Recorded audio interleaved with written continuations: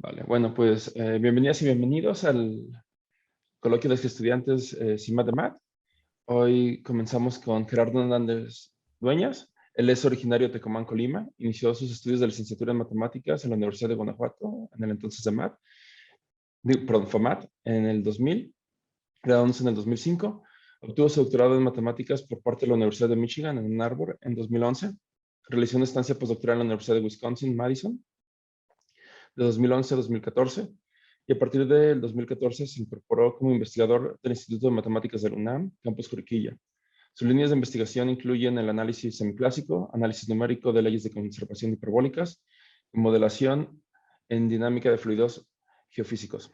Y hoy Gerardo nos va a hablar de modelación de convección atmosférica mediante aproximaciones cuasi geostróficas. Pues adelante, Gerardo. Gracias. Muy bien, muchas gracias a los organizadores por la invitación. Sí. Bueno, este es un trabajo en colaboración con César Rosales Alcántar, estudiante de posgrado en Ciencias Matemáticas de la UNAM, que está por aquí presente. Es un trabajo en progreso, ¿no? Y pues lo que quiero hablar un poquito de lo que lleva y de lo que ha hecho un poco la gente y las ideas. Quise tomar la oportunidad de esta plática para pues hablar del trabajo que se está haciendo con César. Bueno, entonces un poco de las motivaciones. Queremos entender un poco los mecanismos involucrados en la formación de tormentas y huracanes. No, bueno, ya se saben muchas cosas. Ahorita voy a hablar un poquito sobre, por ejemplo, el proceso de ciclogénesis, pero pues hay varias cosas todavía que no se han hecho y que nos gustaría un poco contribuir en esa dirección. Son flujos, bueno, los dominios están en escalas mesoescalares, digamos, las torres termales que queremos modelar son escalas un poco más chicas de 10 kilómetros, entonces tenemos que resolver, digamos, ese tipo de escalas para poder decir algo sobre los mecanismos detrás. Tenemos, por experiencia de lo que ocurre en el océano y con ecuaciones anteriores, ondas inerciales y movimientos verticales. Voy a empezar un poquito con las ondas inerciales. Se generan por gravedad y en la rotación de la Tierra. Tienen una frecuencia muy específica dada por una relación de dispersión. Voy a tener que salir de aquí, de alguna manera.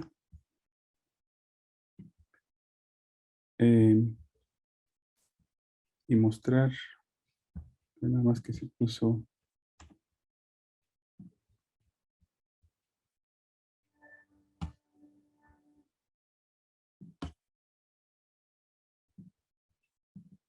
A ver, aquí voy a mostrar, si la ven, las ondas inerciales están propagándose con cierta frecuencia, tienen cierta escala, y básicamente, adelantando un poquito la pregunta, es si podemos estudiar estas ondas y ver si influyen en la formación de estructuras coherentes o en la evolución de los fenómenos geofísicos, ¿no? Entonces, por un lado tenemos estas ondas que evidentemente se pueden observar muy fácilmente en la atmósfera. Y también tenemos los modos verticales. Los modos verticales están asociados a estructuras coherentes, a escalas mayores, son vórtices que se propagan lentamente y persisten en el tiempo, ¿no? Y estas evidentemente están interactuando entre ellas cuando el fluido está evolucionando, ¿no?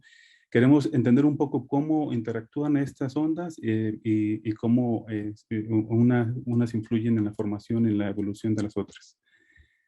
Bueno, entonces esta es parte de la, digamos, de las motivaciones detrás de ese trabajo.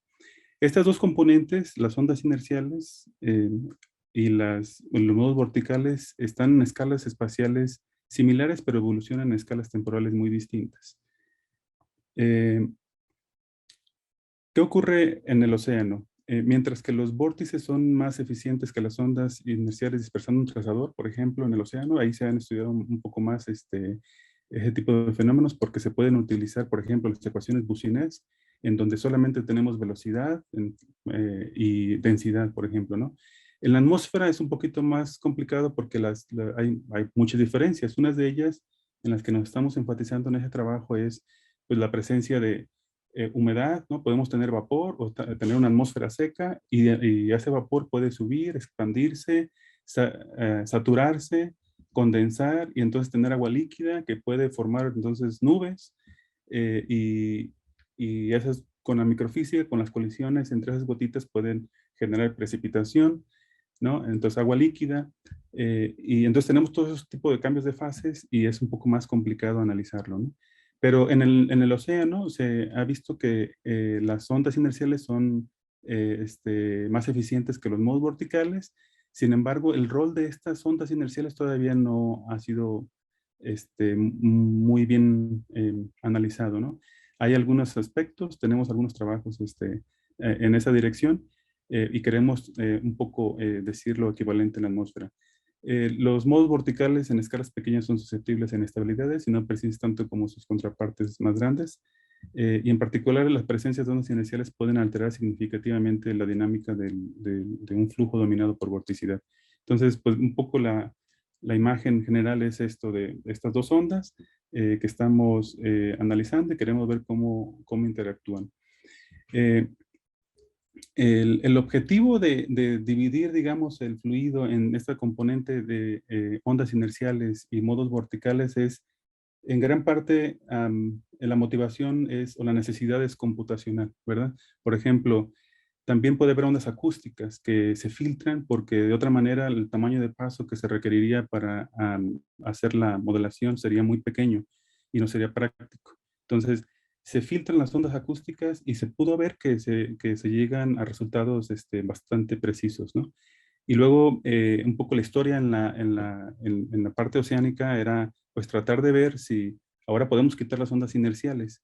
Y a la hora de quitar las ondas inerciales se llegó a las ecuaciones cuasigeostróficas o la aproximación cuasigeostrófica, pero se vio que funciona muy bien y es muy atractivo desde el punto de vista computacional, porque es una sola ecuación, para eh, a escalas planetarias, pero cuando se va uno a escalas más pequeñas ya no funciona, ¿no? Entonces las ondas inerciales sí son importantes, pero aún así ha servido de mucho analizar cómo unas y otras interactúan entre ellas. Entonces nuestro objetivo principal en ese trabajo es identificar el rol de las ondas inerciales en la evolución de estructuras coherentes en la atmósfera.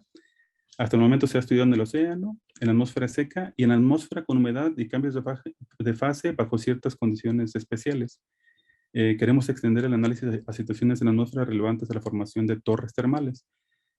Las torres termales, como voy a explicar en un momento, están relacionadas con la formación de huracanes, ¿no? O perehuracanes.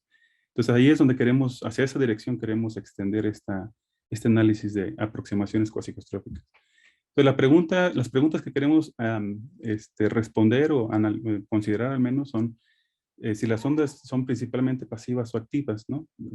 Ya sabemos que son activas y queremos ver cómo es este mecanismo desde el punto de vista de turbulencia, cómo actúan para modular la trayectoria y formación de esas ondas coherentes. Y queremos ver si hay influencia de las ondas en la trayectoria de esas estructuras o en la formación misma, ¿no?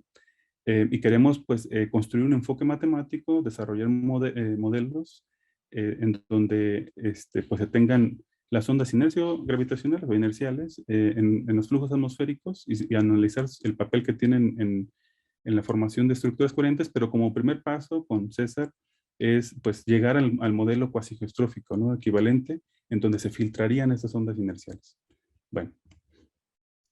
Voy a explicar un poquito, no muy a fondo, pero para poner en contexto de las ideas generales del trabajo, voy a hablar un poquito sobre las ecuaciones 3D Boussinesq con rotación. Bueno, aquí tenemos U es el campo de velocidad, F es el parámetro de Coriolis, Z es la dirección de la gravedad, 0,01, P es una presión reescalada, N es la frecuencia de Bloom-Weiss-Salak, teta es una fluctuación de densidad reescalada. Para derivar las ecuaciones Boussinesq se supone que tenemos una densidad que tiene un estado base, digamos que hay como un estado base que no cambia mucho, más pequeñas fluctuaciones, ¿no? Esas son las suposiciones de las ecuaciones Boussinesq. Y entonces, con estos parámetros podemos encontrar el número de Froude que está dado por escalas de velocidad, la frecuencia de Brumm-Väisälä y escalas en la dirección vertical, y el número de Rossby, ¿no? Que es lo mismo, pero con el término de Coriolis en el denominador. Y la frecuencia de Brumm-Väisälä está dada también por los parámetros de la descomposición de la densidad. Vamos a suponer que el flujo es incompresible, por lo tanto la divergencia del campo de velocidad es de cero y tenemos una ecuación extra para esta fluctuación de la densidad que también se puede interpretar con algunas modificaciones como la temperatura potencial. Bueno, entonces, aquí estoy hablando sobre el número de Rossby y el número de Froude porque son muy buenos a la hora de ver qué tipo de flujo vamos a obtener. Cuando el número de Rossby y el número de Froude son muy pequeñitos, en el límite asintótico se ha demostrado teóricamente que lo que resulta son las ecuaciones cuasi geostróficas que les voy a mostrar en un momento. Y es donde queremos expandir a la atmósfera. Bueno, entonces tenemos las ecuaciones Boussinesq. Como pueden ver, aquí no hay nada de humedad, no hay nada de agua. Es campo de velocidades y densidad, básicamente. Excelente para una atmósfera seca o para el océano. Pero nuestro interés es en la ciclogénesis. ¿Qué ocurre? Bajo ciertas condiciones en el océano, por ejemplo, tenemos pues, una fuente ahí de vapor de agua. Sube, ¿no? Se genera vapor de agua, sube, se expande, se condensa, empieza a formarse una nube y con el efecto de la rotación de la Tierra se forma lo que se conoce como una torre termal. Esas torres crecen, pueden crecer, pueden desarrollar convección muy profunda, ¿no? 10 kilómetros. Pero pues sería como una nube como los nimbus, ¿no? Pero digamos que se desvanece. Sin embargo, si se generan espontáneamente en lugares distintos varias de estas, antes de que muera una, empieza a interactuar con la otra y por la rotación de la Tierra empiezan a fusionarse y se forma lo que es un prehuracán. En esta imagen se construyó en base a datos por la NASA para el huracán Bonnie del 98 y ahí se pudo, digamos, verificar con datos la formación de esas torres termales.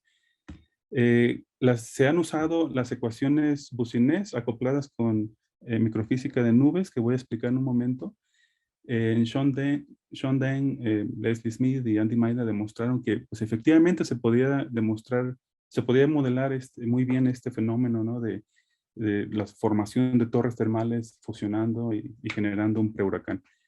Entonces ya tenemos el modelo, digamos, bueno, un modelo muy parecido al que usó Sean Deng, lo derivamos para analizar tormentas. En se parece mucho, esta DDT es la derivada material, es la parcial T más el término de detección no lineal, entonces nada más para reducir la notación se pone como derivada material. Se parece mucho a lo que les mostré hace rato, excepto que ahora tenemos, en lugar de densidad, pues tenemos una temperatura potencial equivalente, son variables atmosféricas ahí, pues importantes. Tenemos una fuerza de flotamiento, aquí básicamente lo que nos dice es, si tenemos aire caliente sube, si tenemos vapor de agua sube, agua de lluvia cae. Entonces el flujo se acelera o se desacelera dependiendo de el desbalance que hay por tener aire caliente o aire húmedo y que, bueno, genera una aceleración o desaceleración. La temperatura potencial equivalente es una invariante material y además tenemos otras variables que son las de humedad. Ahora sí, tenemos agua total que se mide en gramos por kilogramo, básicamente es densidad del vapor de agua o del agua de lluvia, lo que estemos midiendo, entre la densidad de todo el fluido, ¿no? Entonces, si es seco, pues es cero, ¿no? Si entre más crece, pues más humedad tenemos. Aquí tenemos una velocidad terminal, entonces básicamente está diciendo que cuando se forma agua de lluvia, esta QRS agua de lluvia cae, ¿no?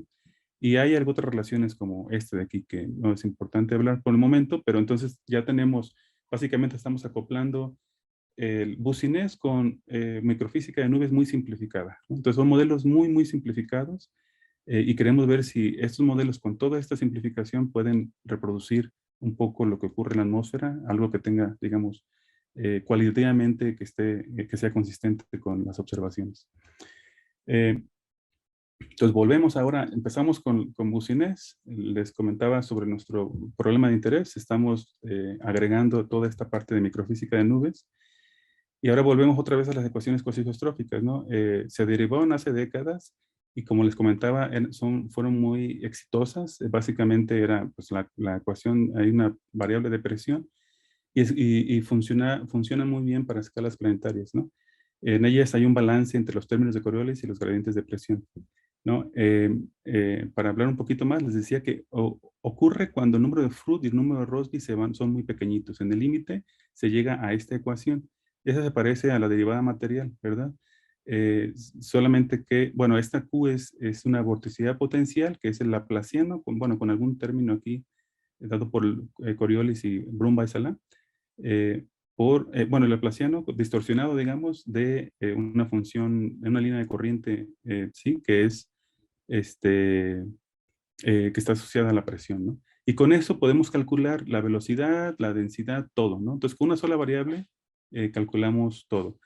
Aquí tenía un video, si lo buscan, el modelo de circulación general de MIT. No quiero ponerlo para no salirme y entrar porque no me queda mucho tiempo, pero como les decía, estas funciones coisóstróficas funcionan muy bien a escalas planetarias.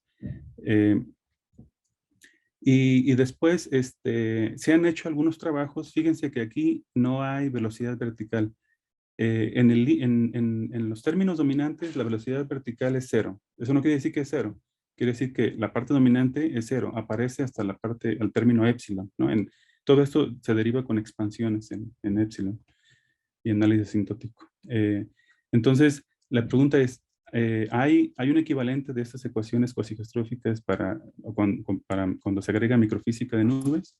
Y está lo que recientemente han presentado Leslie Smith, Wetzel, también Sam Steckman de Wisconsin, en donde presentaron las Precipitating Quasi-Geostrophic Equations, ¿no? Entonces llegó un modelo ahí analizando pues los cambios que ocurren a la hora de introducir la microfísica de nubes, pero bueno, aquí están las ecuaciones, ¿no?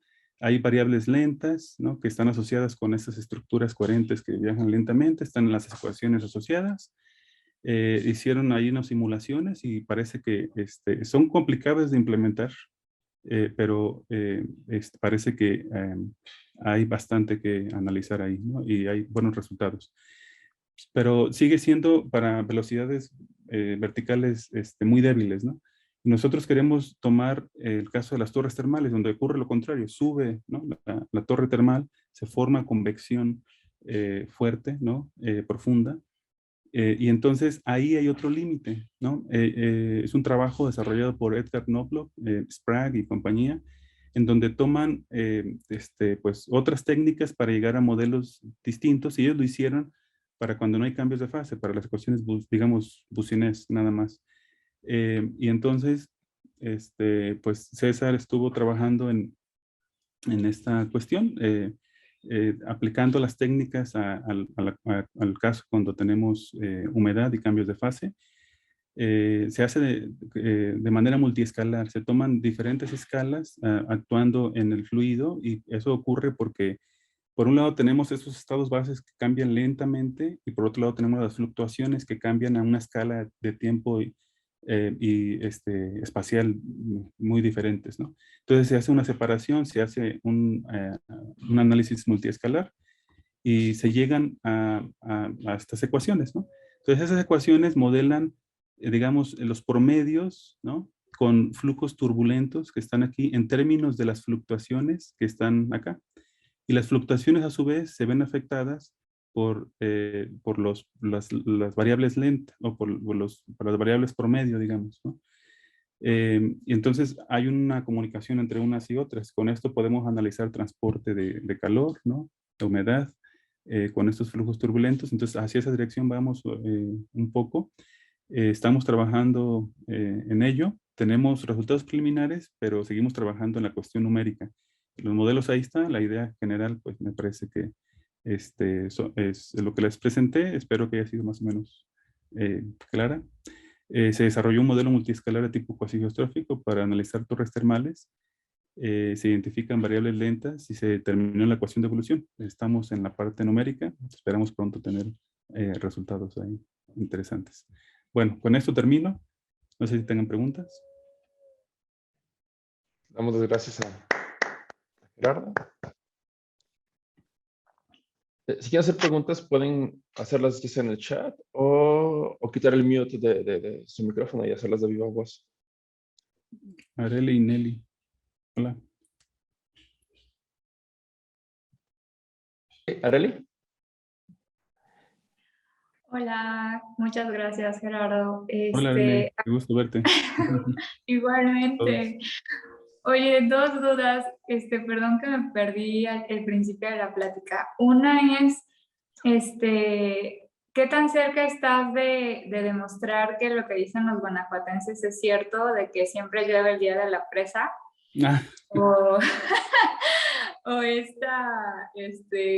que el lunes fue día de San Francisco y que es el cordón de San Francisco, que es como lo último de la temporada de lluvia. O sea, como estos feelings, ¿no? De la gente, como de esta tradición.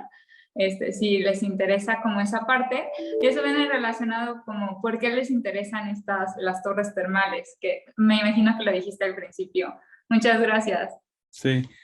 Pues yo estuve el día de San Juan de este año y no llovió. Creo. Bueno, cuando me fui No les temprano, digas, pero no porque sé. ellos juran que todos los días de la presa llueve. Sí, sí, sí, me fui temprano y no llovió, entonces habría que ver. No sé si llovió más tarde. Lo de las torres termales, sí, es porque están involucradas en el proceso que se conoce como ciclogénesis, en donde se forman estas, o sea, bajo ciertas condiciones, ¿no? De la atmósfera y la interacción con el océano, hay como este vapor de agua que crece, sube. eh, Ahí hay un montón de situaciones, ¿no? Hay inestabilidades condicionales, ¿no? Si lleva suficiente fuerza, con cierta probabilidad, hay modelos estocásticos que también hemos estado analizando, con cierta probabilidad y con cierto tiempo promedio, pueden escapar. En algún momento, cuando ya sobrepasan lo que se conoce como nivel de convección libre, ya son como que más ligeras que su ambiente, entonces suben y se forma convección profunda, ¿no? Entonces se forman esas torres termales y la cuestión aquí es que interactúan entre ellas y empiezan a fusionarse. Tenía un video, pero hace ratito dejó de funcionar, no sé qué pasó. He estado actualizando la computadora, pero no sé si algo ahí pasó con... Pero entonces ahí se fusionan entre ellos y empiezan entonces se forma una estructura más grande, hay transferencia de energía a escalas mayores y se forma lo que es un prehuracán. Entonces esa es la idea de tener un modelo o sea, que tenga que ver con la aproximación cuasigeostrófica, pero que sea relevante para este caso de estudio que estamos considerando, ¿no? Esa es la razón. Sí. Creo que Nelly también levantó la mano, no sé si... Pues estaba pensando si levantarla o no, Ah, pero bueno, ya la levanté. Hola Gerardo, mucho hola, gusto hola. verte. Igualmente. Oye, en escalas micro, ¿cuáles de estas fuerzas aplican? Porque tengo entendido que, o sea, sí, bueno, con microorganismos y las dinámicas de fluidos a esa escala, Ah, ujú. ¿también tienen este tipo de ondas o no? Bueno, he visto algo de eso, pero no suficiente. Lo que sí sé, sí, lo que sí he visto es que la viscosidad ahí, pues, es mucho mayor, ¿no? Entonces, pues, es una dinámica diferente, pero desconozco si hay algún tipo de onda que se esté trabajando ahí. Podría, digamos, conozco gente que trabaja en ello, podría averiguar un poco y te podría comentar después, pero Sí, me da la impresión de que es muy diferente ahí la escala, pero es una pregunta muy interesante. Sí, sí estaría bueno ahí ver más al respecto. Bueno, pues gracias, Gerardo. Sí. Tenemos tiempo para más preguntas si alguien más quiere hacer, Sí, yo me hacer apuré una. porque pensé que... Creo que Mari Carmen había levantado la mano, no estoy segura. Uy, no había levantado ¿No? la mano. No, Perdón, no. vi otra chica. Hola Gerardo, un par de preguntas. Sí. Mira, en el FAIR, quitaron la viscosidad. En el modelo FAIR. Sí, muy buen punto. Pues sí, o sea, tanto Fer como Bucinés, o sea, sí tienen una viscosidad ahí, ¿no? Pero presentamos la versión no viscosa, ¿no? Sin embargo, a nivel, en la parte numérica, agregamos hiperviscosidad. Y bueno, en la horizontal, en la vertical, viscosidad nada más. Y queremos aplicar lo mínimo necesario para mantener las cosas bajo, de manera estable, ¿no? Y esa es una de las razones para aplicar la hiperviscosidad, de tal manera de que nada más actúe en escalas pequeñitas, ¿no? Y que deje la física en escalas intermedias sin tocar.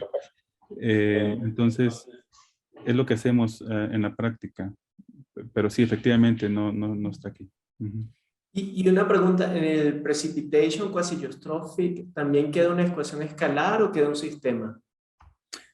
Sí, son dos variables. Entonces, otra vez un sistema, ¿no? Es un sistema, sí, efectivamente, porque agregamos humedad, ¿no? Entonces ahora hay dos variables lentas, una asociada con la vorticidad potencial equivalente y otra asociada con la humedad, ¿no? Y por aquí hay, pues, término, en lugar de ser cero, que sería en la atmósfera seca, hay pues, términos diferentes, ¿no? Bueno, aquí esto es por la precipitación. Ajá, entonces serían dos variables lentas en este caso. No sé cómo leer bien estas ecuaciones. ¿Sabes si tienen estructura de divergencia o algo? Sí, o sea, están en términos de líneas de corriente, entonces son automáticamente de divergencia cero. ¿Es a lo que te refieres? Bueno, o el tipo de ecuación, dices, no sé si entendí bien. Como un flujo, se pueden ver como un flujo gradiente en un espacio dimensional, o sea, de dimensión infinita, tipo, pues la cuasigeostrófica sí, ¿no? O sea, Ajá. y la Navier-Stokes, etcétera, ¿no? Sí, pues aquí no queda tan claro. Por ejemplo, para nuestro caso, pues hace ratito estaba platicando con César precisamente sobre esa parte. La parte de incompresibilidad hace un balance, o sea, hay a nivel dominante, la velocidad horizontal sí está dado en términos de una línea de corriente. Eh, y, y, a- y- y luego a nivel epsilon tenemos la derivada vertical de la velocidad que ya no, pero del término dominante que está en balance con la parte de la divergencia horizontal del campo de velocidades, pero del nivel, del orden 1 está en balance con el orden epsilon, ahí curiosamente.